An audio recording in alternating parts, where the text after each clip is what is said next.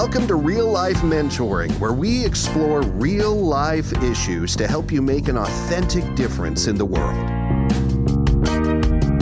Hi, welcome back. We're Chris and Christina, and today we're going to continue with our discussion about how we've seen God in maybe not the best circumstances. And so today we're going to talk about how we've seen God in the midst of health. And Chris, you were saying something earlier. I think it's worth repeating about health. What did I say? I don't know now. About when it's good, it's good. I don't even know now. Sorry, guys. I think we're rambling. I don't remember what. If I said that, I don't remember it. You just said it. But what does health have to do with? I mean, health has everything to do with. Well, maybe this is what you're talking about.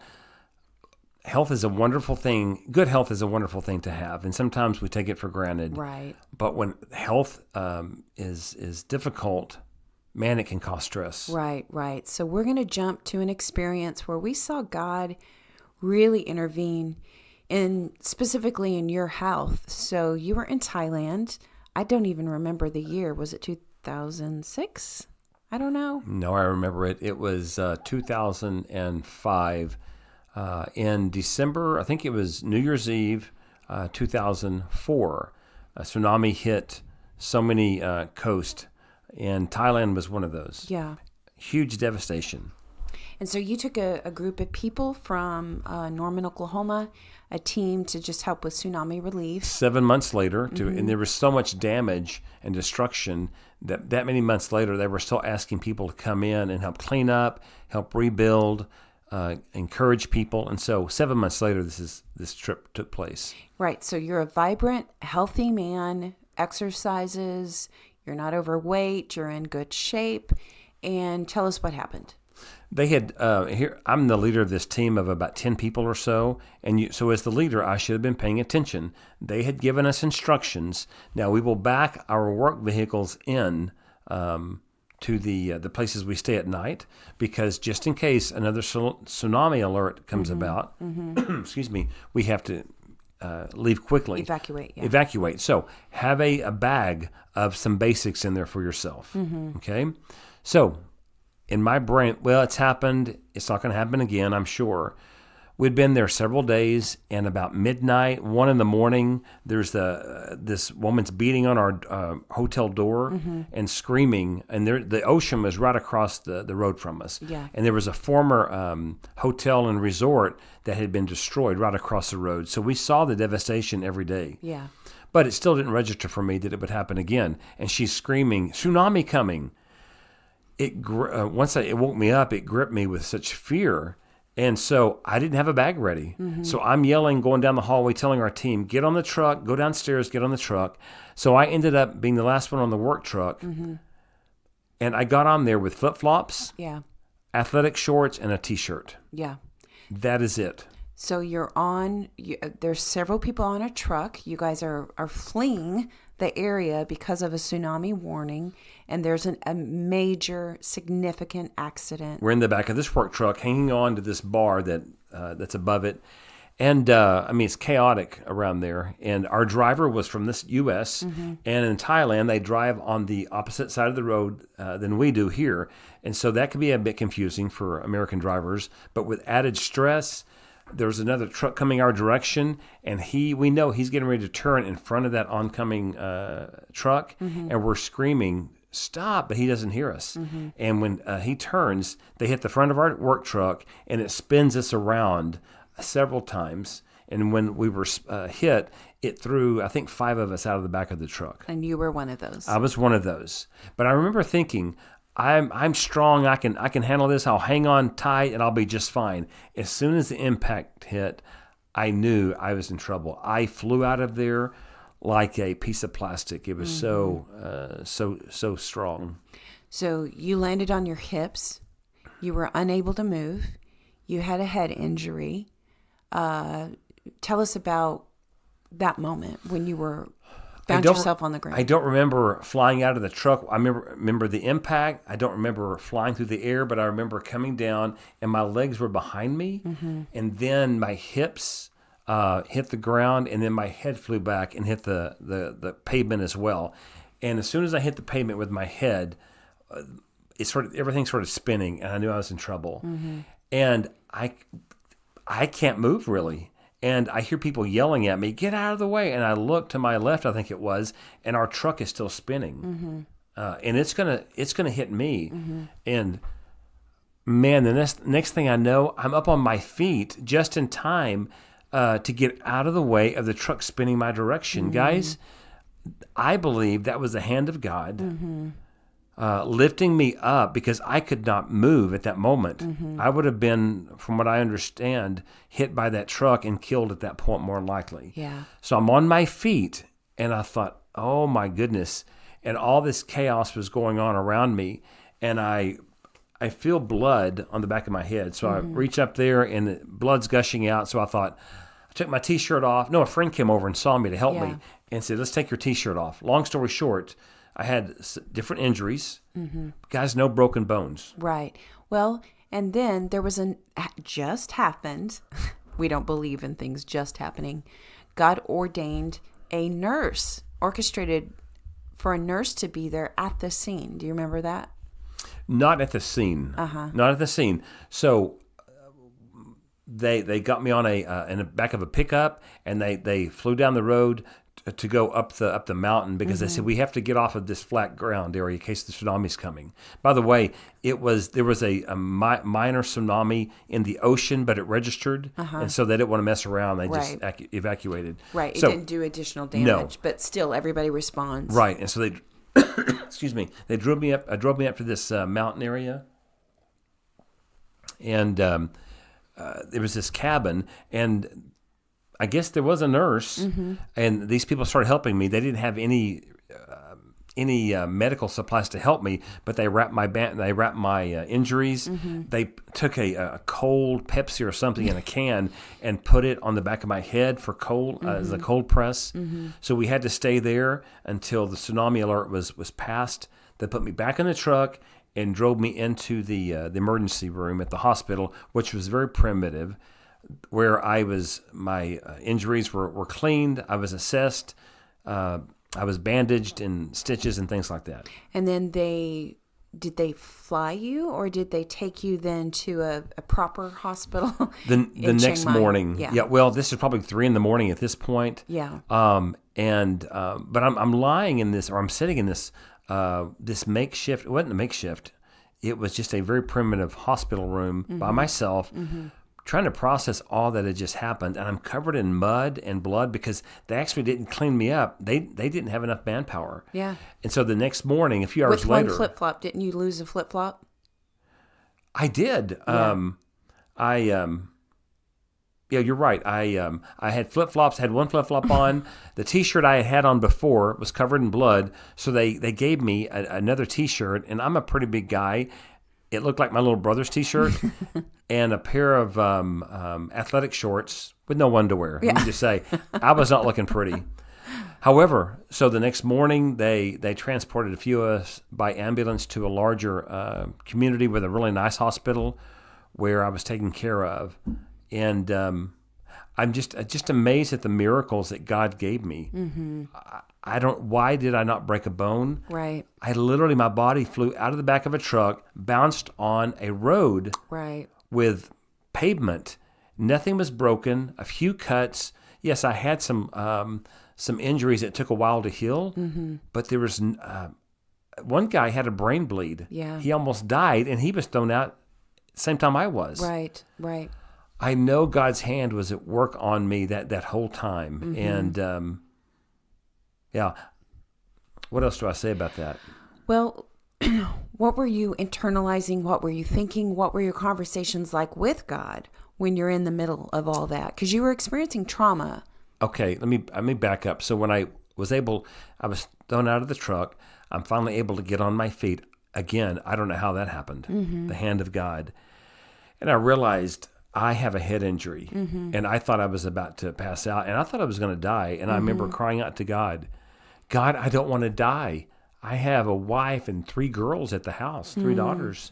And guys, this may sound strange to you, and that's okay if it does. Exactly. Because as I experienced God over the years, what used to feel strange and sound strange to me has become a normal part of my relationship with God. Yeah.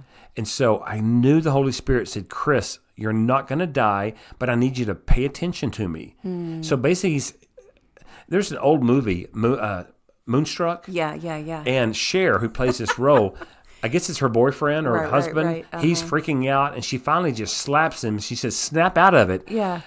That's what it felt like. The Holy Spirit going, Chris, you're not going to die, but I need you to wake up and pay attention here. Yeah. I'm doing something here. Yeah. I need you to be a part of it. I was like, oh my goodness. Okay, God. So my head was bandaged up, and what I knew, God had a purpose in the steps that I was going to go through.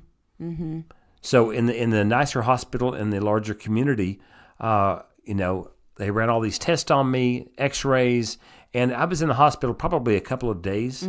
But I don't know, I was changed in some ways. And I know you were given a conversation or a message that I was in a bad accident. Yeah, the only information. And that's all you knew. Yeah. We had been contacted by the coordinators of these trips, and they said, we don't have any other information other than there's been an accident.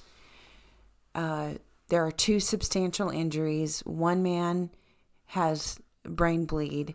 The other, their words were, he's paralyzed. We don't know which one is your husband. And then for 24 hours, I don't have any information of which one you are. And I just remember, putting on a brave face for the girls, but crying out in the middle of the night, like, God, I trust you, but please do not take him. I was changed in some ways where the Lord was kind, but said, Christina, Chris can't be the end all be all. I am. And you're not in control. And your fear is an idol right now. Your fear is a lot more tangible than your faith in me. A few days after getting out of the hospital, they take me back to this small village where our team, we were staying and working. And because we had been helping this community, painting, cleaning up, some rebuilding, things like that, they heard about this accident because it was in the region. And there was one day, and we were told a lot of these people from the villages, they want to come and bring gifts to us.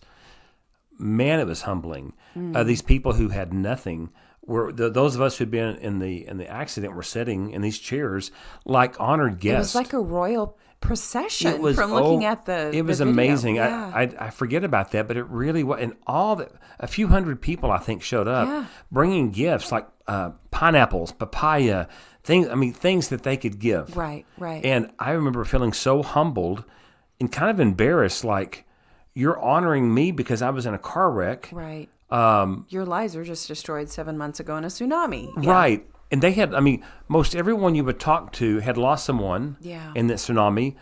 They had lost a home, their ability to earn a living because of their business. Again, you're talking primitive living as far as we would describe being in the U.S. Yeah. And all those people came. So God used not only the accident, but the care that those people gave us and the sacrifices they gave of themselves to honor us was just... in the midst of their own loss. It was overwhelming. It really was. I was humbled and changed. Yeah. I think we use health as a crutch, not in a weak way, but when we're healthy, like you said, we think we're infallible.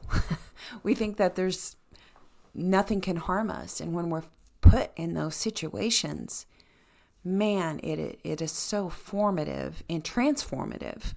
You know what? I just had this thought, Christina, on that trip. I remember taking I took some stretch bands with me to exercise. Yeah. And you remember back then I was doing push-ups quite often. Right. And my daughters would say, Dad, don't do push-ups in public, Right.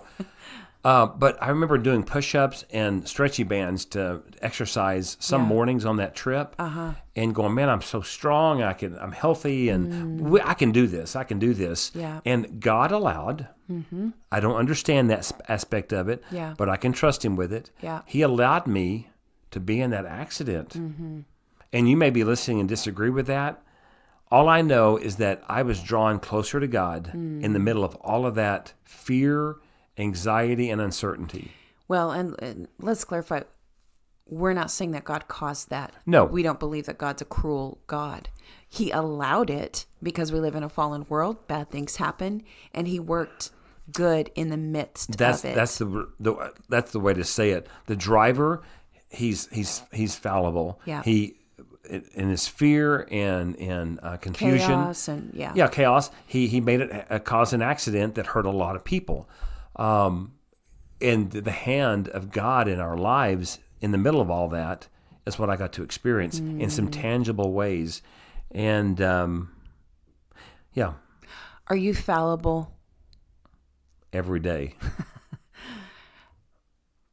Wow. Why do you ask? No, I mean, that's obviously a lesson. What's another lesson that you learned having gone through that experience when your health was in jeopardy and every single thing was out of your control? What's maybe another lesson you learned in that experience?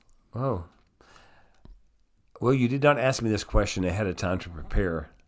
Surprise! Right. The first thing that comes to my mind, I was out of my comfort zone. Not just, an accident like that is majorly out of a person's comfort zone. Sure. Those kind of injuries are out of your comfort zone, but I didn't speak the language. So I was transported to a hospital about 2 hours away from where we're staying. Yes, they spoke some English in this hospital, but it was in Thailand. And no one looked like me. No one spoke like me. Right. There was no person to comfort me, really. Right. And if you don't know who Chris Elledge is, how tall are you? 6'2"? I'm 6'2". At the time, 200 pounds. Probably 200 pounds, 210. A big giant compared to... They gave me PJs for the hospital, and I looked like a karate guy wearing a really small man's outfit. Yeah. So I remember them kind of chuckling at that. Right. But I say all that, I remember feeling really alone, and it was probably, I couldn't sleep one night there in the hospital, and they had me use a wheelchair because of my injuries with my hips. Yeah. And which were totally fine at some point. Yeah, isn't that amazing? But I'm rolling down the hallway like 2 or 3 in the morning, and they had a computer you could use, so I sent some emails home, and I remember seeing an email saying, "Man, I feel so alone." And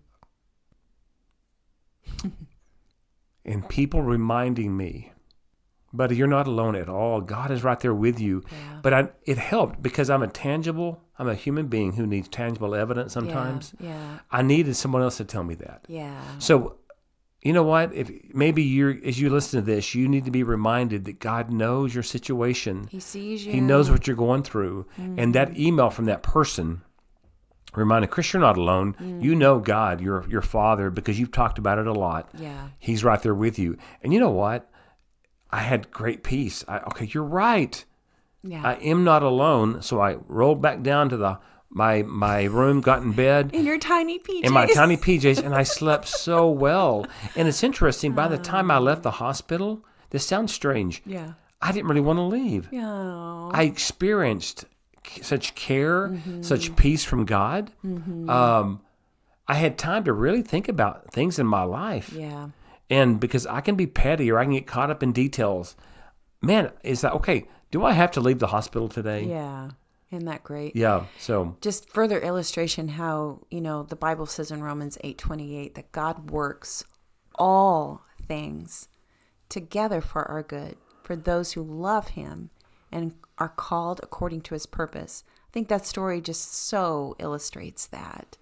So as always, man, we're so thankful that you are listening today. If anything that you heard in Chris's story today was helpful, would you write a review, download the podcast, subscribe? And if you feel compelled and would love to help contribute financially, you can do so at FahrenheitMentoring.org. As always, thank you for listening today.